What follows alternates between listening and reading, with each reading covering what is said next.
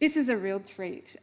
So as I've been learning more about electronics reuse and doing some work with nonprofits in Portland, Oregon, I have had the pleasure of being introduced to Sarah, and I have been a complete fangirl ever since, because Sarah is a remarkable entrepreneur and business owner of eReuse Services, Inc., which we're about to hear about. It provides consulting and collaboration services to the electronics repair, recycling and refurbishing industries. And it hosts the Electronics Reuse Conference, which I just got to go to in New Orleans. And it's a real anthropologist's banquet, I would say, because it just brings together so many incredible stakeholders and participants in the industry, and some of the most respected vendors. So Sarah's passion for the industry, which I'm sure she'll tell you about, is also inspired by her family upbringing. Her parents started a refurbishing business in 2000, and she spent 7 years working at the company and running ERC until she opened ERS, the service company, to focus on the industry's specific needs.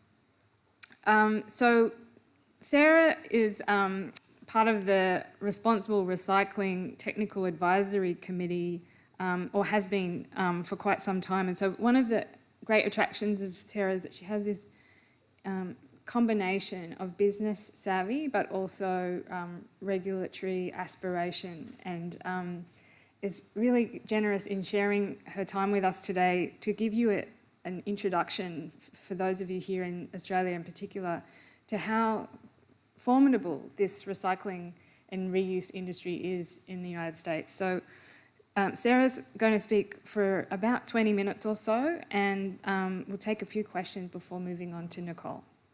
So please, Sarah, take it away. Well, thank you so much for having me. I am honored to be here, and wish I was with you in person, but I'm home in Chicago, where it is cold and rainy and dark.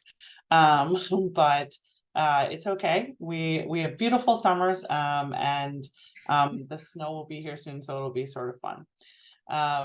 So just a little bit of an overview of the things that I would like to talk about today. I'll give you a brief introduction of myself and talk a little bit more about ERC's objective, and then just go into a few details about this year's past conference. I want to also talk about, the players in the industry, and then I'll really kind of dive into the trends, and talk to you a little bit about how we form our agenda, and how valuable that is to our attendees. And then last but not least, we'll of course take some questions and talk a little bit about what's next for us. So this is me. As Mel mentioned, my name is Sarah Kim, and so I'm the owner of eReuse Services. And as she mentioned, my career here started, yes, back in 2000, when I was in high school. So you can do that math. But I was lucky enough to go to a Catholic high school here in Chicago, where I was born and raised. And part of that school was that it had a scholarship program for students that were from the west side of the city. And so my parents sponsored a young man to come and attend our Catholic high school, which is pretty, it's a pretty, lack of a better word, it's pretty fancy. And the beautiful thing about the school was that it allowed for these scholarship opportunities for students. And Gerald became a close family friend of ours for many years. The company my parents started really started because Gerald came home one day with a bad grade on his report card, and my parents asked the question, why did this happen? They of course wanted to see if they could be more supportive, and he had told them the story that he was in there in his computer lab trying to finish up this paper, and the computer crashed and he lost his whole file, and couldn't turn something in, so his progress report card was very poor.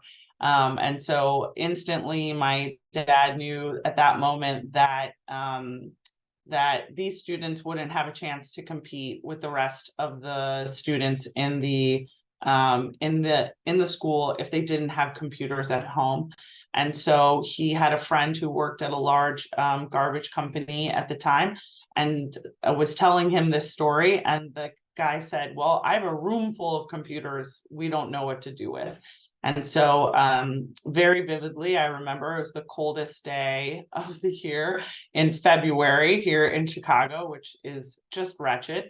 And we took a rental truck over to this garbage facility and loaded up large CRT white monitors and computers, and brought them home to my parents' basement, where my dad started to fix them up and give them to the kids in this program.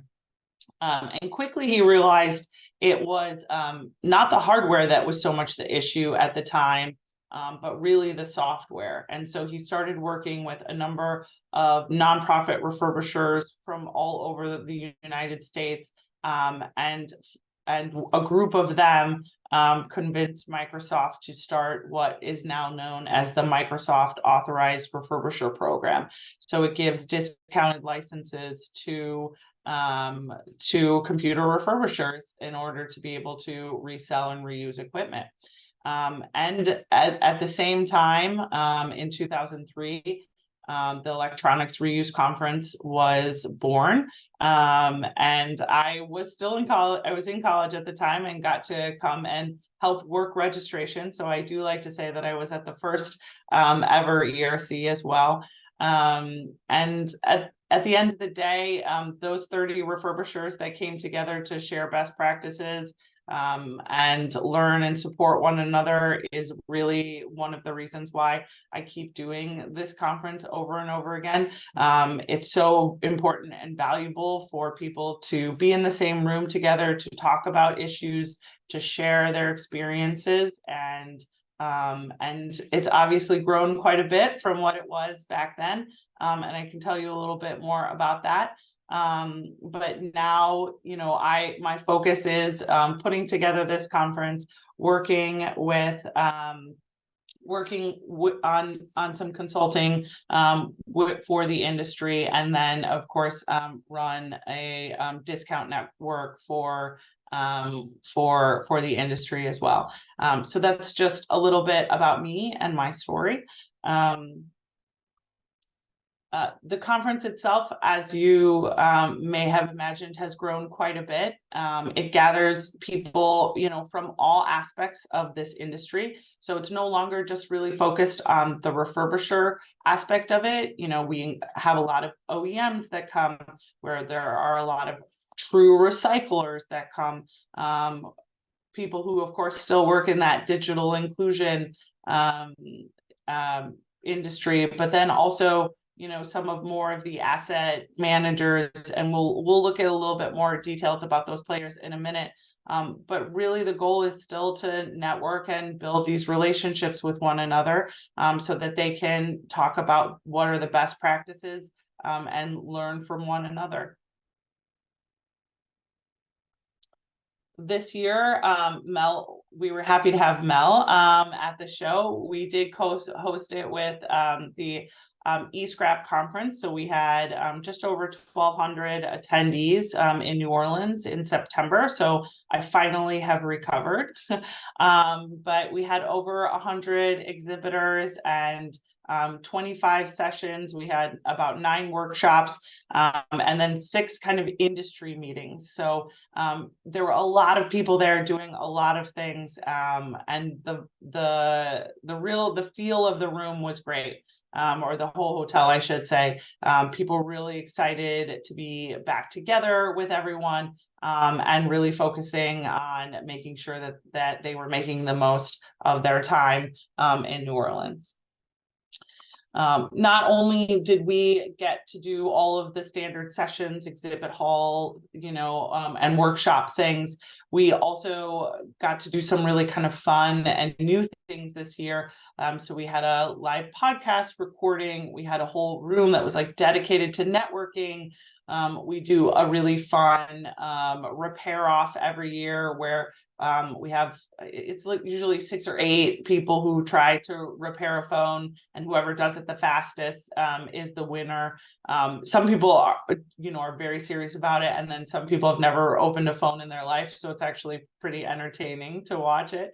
We had, of course, networking receptions, and we did some targeted speed dating activities one morning, and then did some small networking dinners that were more targeted to different groups, and last but not least, hosted a number of industry association meetings to help make sure that people are bringing really their ideas to the forefront and are able to best utilize their time and travel money.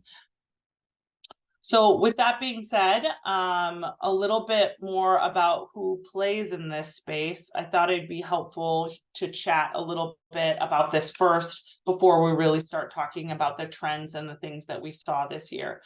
So of course we start with the OEMs and the customers, because they're the ones that design and manufacture these devices, and then the customers have such influence on what are the devices that this industry sees because it's their buying power, right? So those two, while they are part of this group and they do attend the show, they don't necessarily fit into this circle, but they really do heavily influence it.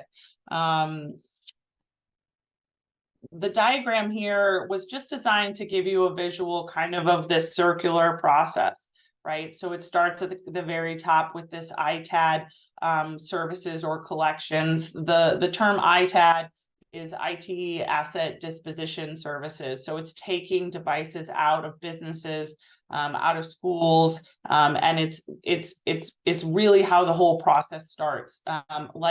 Like Mel said, everybody has some electronic in their home or their office that just sort of sits there in this pile. And sometimes the piles are small and sometimes the piles are really big.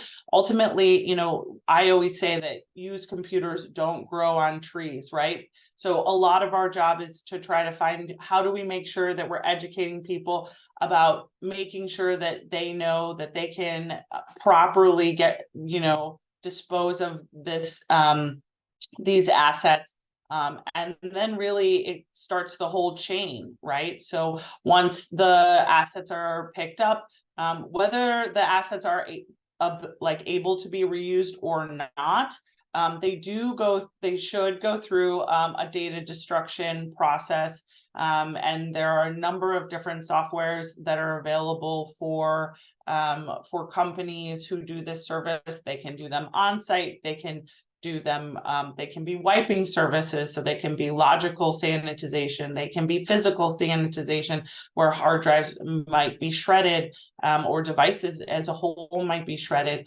Ultimately, I believe that this really is the first step and is one of the most important steps, because this is what is going to give people peace of mind, to make sure that their equipment is being handled appropriately. Really, then it moves into more of a sorting process where items can be, can either go on a path to be repaired and refurbished, or they can go down the path of being recycled. Ultimately, the choice of that is dependent on the type of refurbisher or recycler that are in-house, and how well that device has been treated over its lifetime. So hopefully after the sorting, it really goes to this repair or refurbisher to bring new life to the device. Ultimately, you know, there are plenty of software systems that can test all the components of whatever these devices might be. And then there are definitely options to be able to install new software on them as well. There's a very big range between what can be done based on what type of equipment is. So, you know, laptops, for instance, if they're a business grade laptop, like you can change out the bezel. There's different companies that will put skins on them or refurbish the screen of a laptop.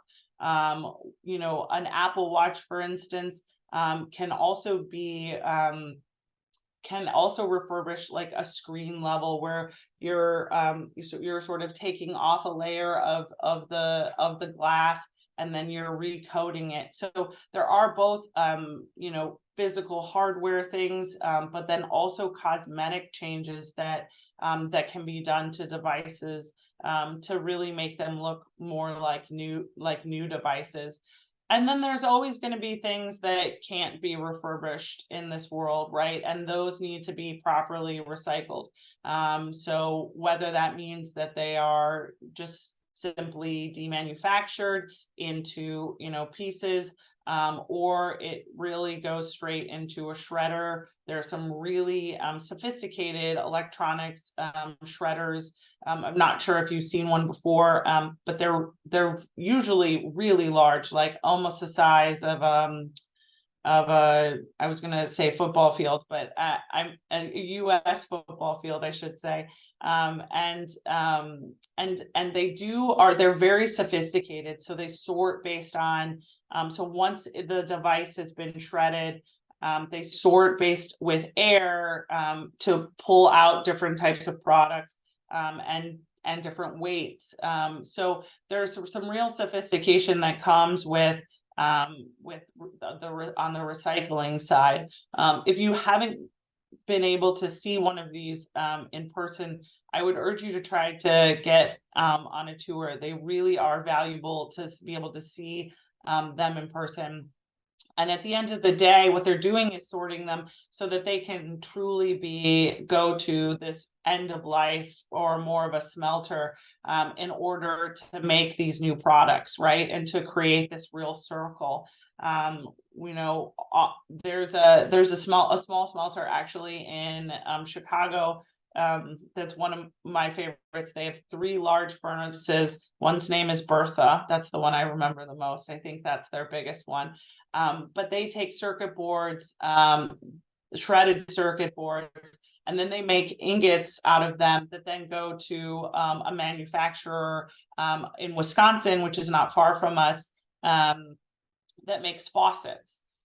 So it doesn't necessarily have to be, you know, something. It doesn't have to become another computer. The interesting thing is that really it can really turn into something totally different.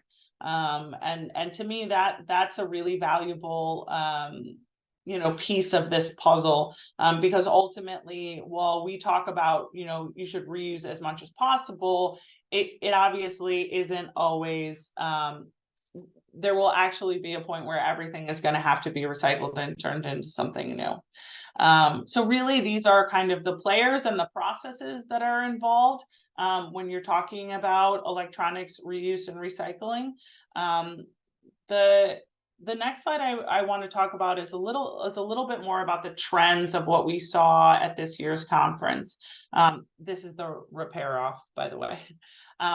The way that we structure our agenda is at the beginning of the year, we ask for topic suggestions from the audience and the community, and then we collect those and we make them vote on those. And so then whatever is voted to the highest then becomes the structure of our agenda.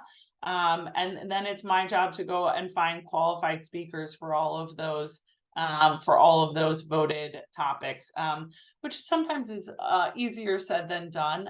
But really, at the end of the day, the value that brings is that we're ensuring that we're really structuring this agenda to help to really help the industry and support what the things are that they are either concerned about or want to know more about.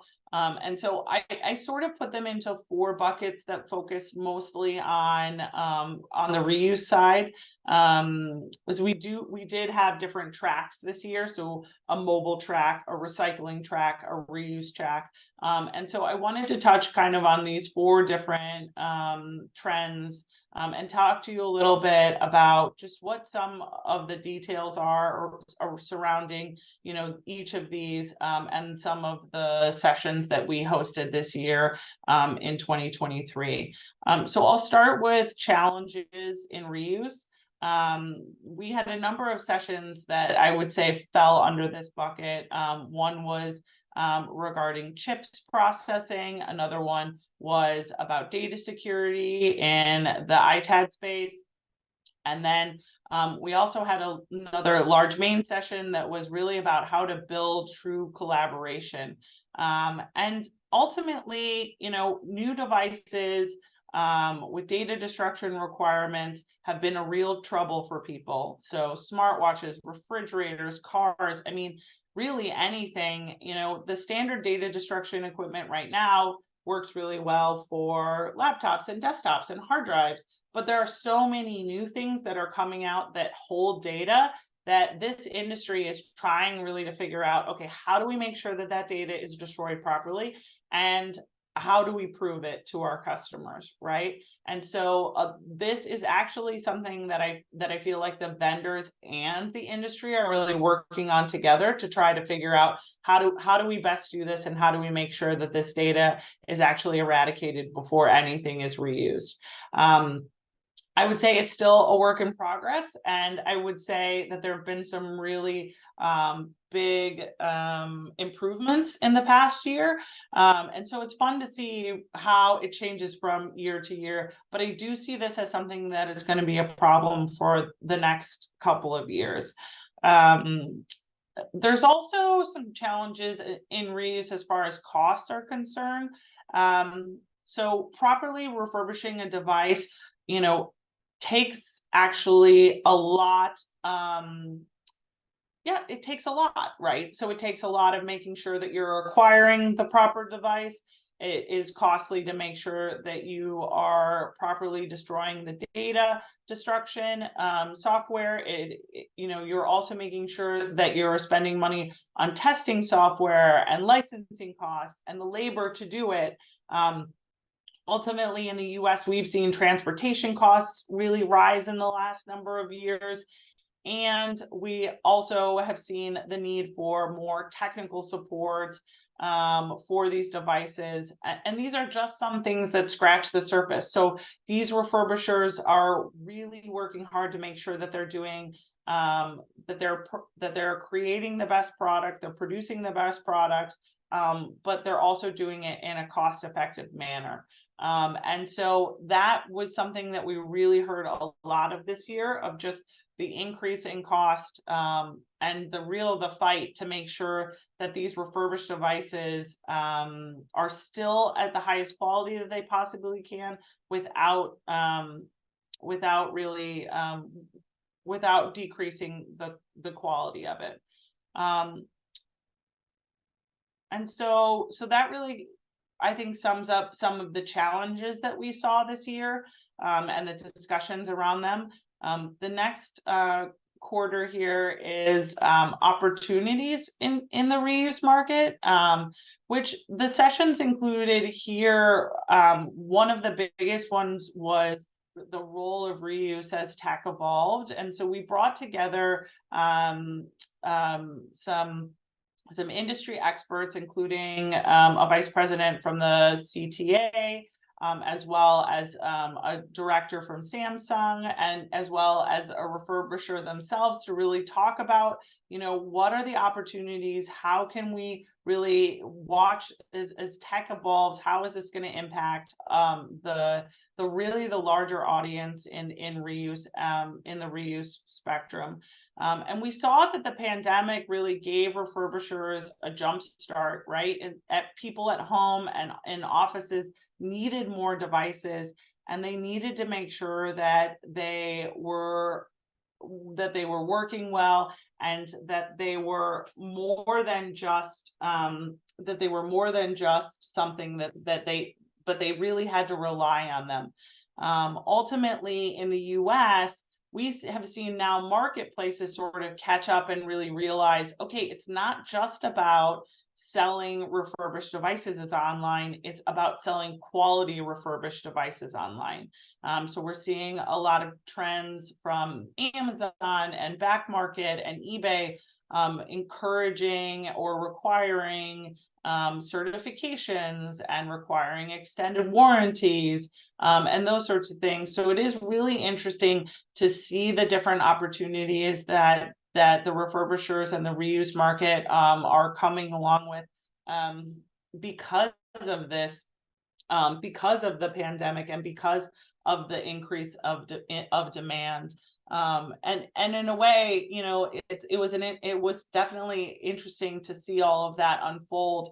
But of course, it mirrors back to our challenges as well, because at the end of the day, as I said, used computers don't grow on trees. And so, you do have to make sure that you're getting these devices, and so it does become this kind of circle to make sure that the refurbishers are really working hard to do both of those things really well. The next trend that we really saw was this focus on ESG. So the environmental, social, and governance obligations that some companies in the US are really focusing on to make sure that they are applying these, non-financial factors as a part of their analysis, of the businesses. And in a way, our industry is sort of lucky, because we actually are already doing this and contributing, to this.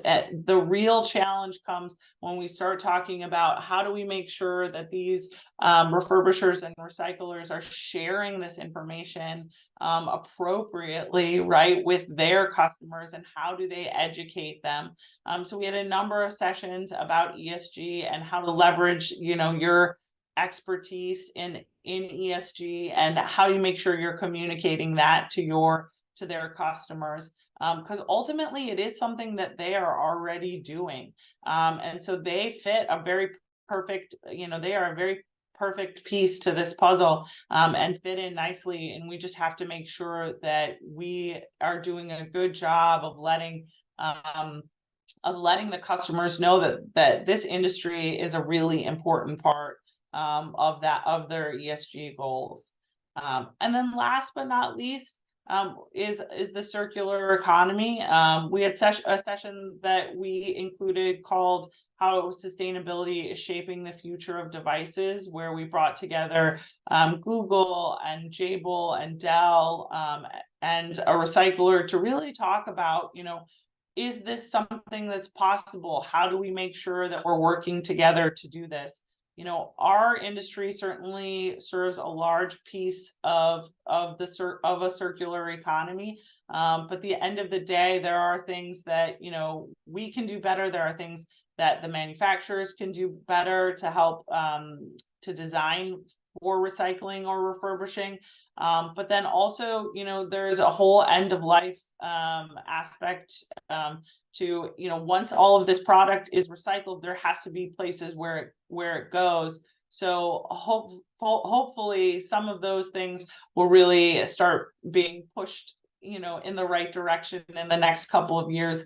Plastic seems to be one of the things that is a difficult topic for many right now.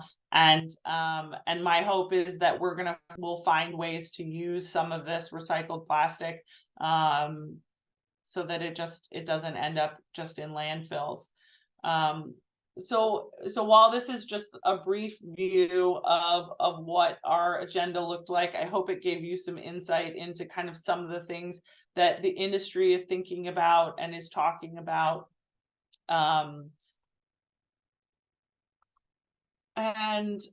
And it kind of leads to what's next, and that's a very good question. I guess I will say that we are in the planning stages for 2024, and you can stay tuned. I think there'll be some exciting announcements, but I can tell you that we are here to still bring the entire industry together so that they can continue to grow and to learn.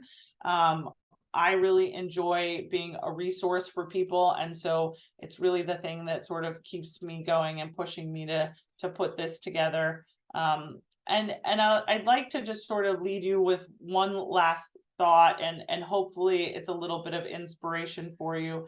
Well, while we saw the pandemic create really a smaller world through virtual meetings, like myself here with you today, I do challenge you to take advantage of being together and learning from one another, to make sure that you're talking about the hard things, because ultimately that's how we're going to move forward in this world. So make sure that you're asking those tough questions, and really I hope that you enjoy your time together. I am available if we have time for some questions, but also would feel free to urge you to reach out to me if there's ever anything that I can help with.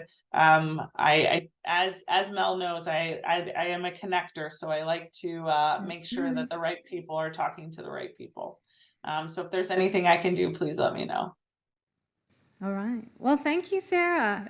Thanks. We'll give a round of applause for a very comprehensive introduction to the conference, and hopefully you get potentially more participants next year as a result. In the interest of time, we will move straight on to Nicole, and if you're up, that's great after the second presentation, Sarah. If not, we now have your details. So thank you again, and I'll now move us on to our second and first in-person speaker, Nicole Stevens. So Nicole is the Account Director in Enterprise Government at Morup, which is a B Corp certified company driving this device circular economy and the elimination of e-waste in Australia and New Zealand, we hope. She's going to tell you all about it, so I'll leave it to you. Please make a welcome. Thanks, Mel, and thanks so much for having me. Now, it's been a while since I presented face-to-face, so, you know, with COVID and working from home and so forth. Now, I always start my presentations with a question. So if you were a customer and you're all consumers, I would ask you, what do you do today with your upgraded and unused smartphones, tablets, laptops, and ICT equipment? So I know it's a bit hard because we've got people online, but I'm keen to see a show of hands. Who has actually traded in any of their old tech before? One person, a couple of hands, okay.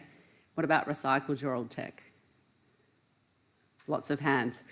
Usually when I ask that question, the main response I get is nothing. So lots of people have recycled. They may have done something. When I'm presenting to different sales teams and so forth, you know, have you ever sold kind of trade-in solution to your customers? Often they haven't. So my name's Nicole Stevens. I work for a company called Morup.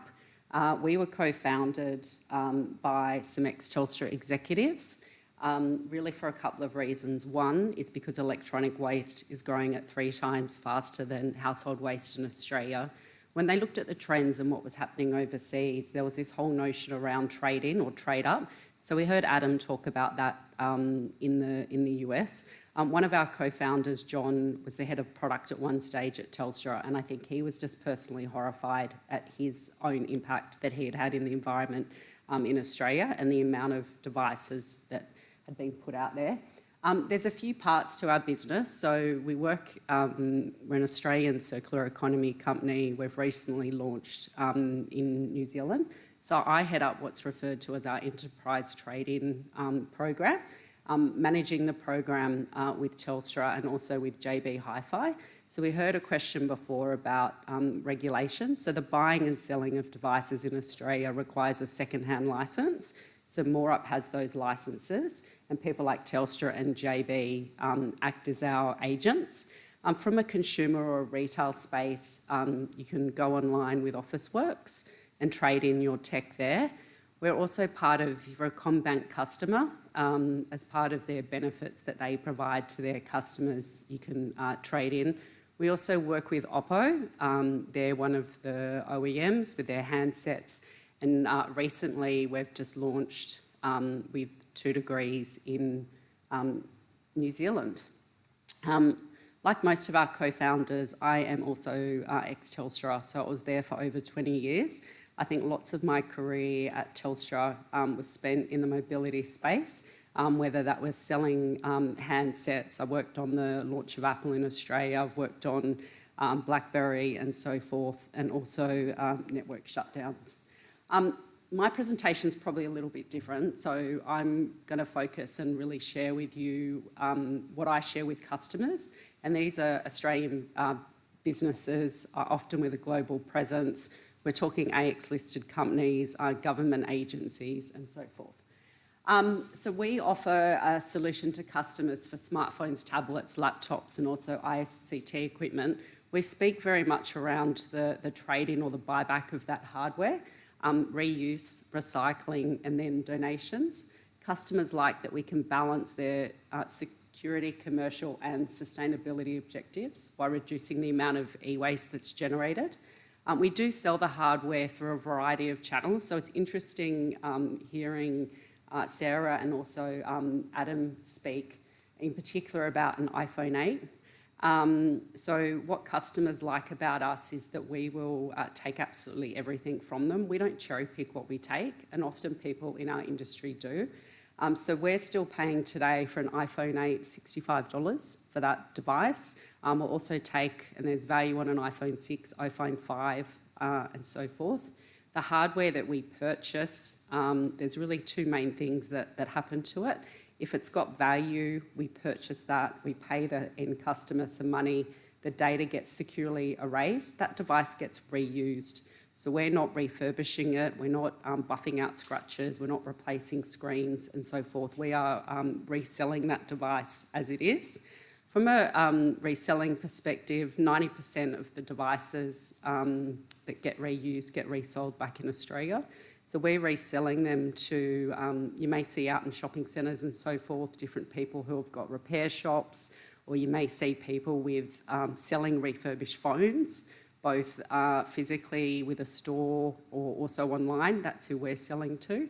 10% of what we purchase, what people are buying from us wholesale goes overseas. And that's in particular to some of the island countries. We're also selling refurb devices to many corporate customers. So a well-known airline that you might travel with has got tablets in the back of their seats. Just with all the changes around sizing of devices and so forth. So we've sold refurb to them. More recently, we had one of the departments of justice come to us, and they want to provide devices to inmates on release. So they wanted to make sure that they had connectivity. So we'll be selling some refurb devices to them. This is just a little bit about our program. So we took over from a previous supplier back in 2018. Interesting to kind of, start a business and then go through a couple of years in COVID. But what you can see there is just the growth that we have been experiencing. These are the benefits. So I thought I'd put this up because definitely over the last 4 years, I've seen a shift from a customer's perspective around what was important. So when I first started, a lot of it was about the money. So the message is very much reduce your total cost of ownership, trade in your old tech. There was also that focus on security. So a lot of us use the same software. It's Blanklo, it's globally recognised, it's all ISO and NIST compliant. What I've seen though, definitely in the last 18 months is a shift around what's important to the customer. And I'm going to say now that the number one kind of priority for people is all around sustainability. I'm getting more and more questions around how can you help us achieve our, ESG goals? What's actually happening with the hardware? Where's it going? Who are you reselling it to? Is it ending up in developing countries? And so forth. So that's kind of, been a shift. These are some of the customers that we've worked with. So you can see here, there's a variety of brands, different industries, different government agencies and so forth. I've asked all these customers, what do you do today? A lot of these customers I found are very focused on their own products and their own industry and what they're doing to be sustainable. So the message here is, it doesn't matter what industry you're in, it doesn't matter if you're a local council, government agency and so forth, everyone has got upgraded and unused tech. In particular, I'm finding lots of upgraded and unused tech, or people who I'm going to say overbought during COVID. So there's lots of that tech that's now coming out that, people bought for a variety of reasons, just in relation to their COVID response. I'm definitely finding in some industry there's a bit of fear of missing out. So the moment I get an introduction to someone else and say, what are you doing? And they're saying nothing. Okay, but look at what your peers are doing. This is what we can do. What I found is really fascinating from a sustainability perspective, and I've spent a lot of time kind of researching what's important to the customer as far as in reporting out of those benefits. And we wanted to make sure that we weren't kind of greenwashing. So is it around, we can say that we've planted a tree, or you've done a carbon offset, or, what have you done? So I've spent time with the heads of sustainability. What's been fascinating is it's really around the simplicity of the message. So we report monthly to Telstra. All we're reporting out is a number. It says the total number of devices processed, total number reused, and the total number recycled. And so where we've landed in our reporting is that kind of simplicity in the message. Just a couple of things kind of in closing is there's two things that are super important to us. One is around closing the digital divide in Australia. So 5% of what we purchase, we donate. We onboard all our charity partners, so it's really important that the recipients of the devices get that new phone feeling. It's also important that the device is actually fit for purpose. So if you think about some of the people that are getting the devices, sometimes they can't have an iPhone 5 or an iPhone 6 because they need the right applications on the device so they can go onto Centrelink or Services Australia or wherever they need to go to. Other times, in the case of DV Safe, they're very happy to get an iPhone 5. They just need a phone. They just need to make a basic call. So we always make sure that when we donate, we do that fit for purpose. We recycle through mobile muster, which is kind of well recognised in the industry. So the data is destroyed. That all happens in Australia. The materials are recovered and so forth. I heard a lot of reference to shredding, which is interesting because from our perspective, as I said, reuse, we will find buyers if phones have got screen burns and so forth. So we're always trying to find buyers. We're always trying to maximise the value. We're always trying to keep the devices in circulation. If it has no value, it gets recycled. I think in the last 4 years, we've probably shredded twice. That was once for FPOS, who wanted their FPOS terminal shredded, and more recently on a device. Shredding's available, there's a cost to it. It costs about $10 per device. It's probably not something that's kind of frequently asked for. I think customers have got confidence in the process around the data gets destroyed if it's reused, erased if it's reused or recycled through that process. We do customised solutions. We've set up collection hubs in each of their capital cities, did an internal comms push out. In a space of 2 weeks, 450 devices came out of cupboards and drawers. They donate their funds, so every $400 goes to a company called Work Ventures, and that enables the purchase of a laptop for a disadvantaged student. So far in the last 12 months, we're almost up to donating 50 laptops, which is great. So finally, just here's some information about from a sustainability perspective. This is an annual certificate of sustainability that kind of we provide. This was based on customer research. We've recently sent them out. Customers love it. They think it's great. I personally find it fascinating, and I'm like, don't you want more around carbon dioxide, planting trees, you know, emissions and everything else? No, they just want to know how many are processed, how many were reused, how many were donated, and then how much e-waste was avoided from landfill. That's it. I am here with a colleague as well, Martin, so we'll be available in the break for any questions, or if there's a quick question now.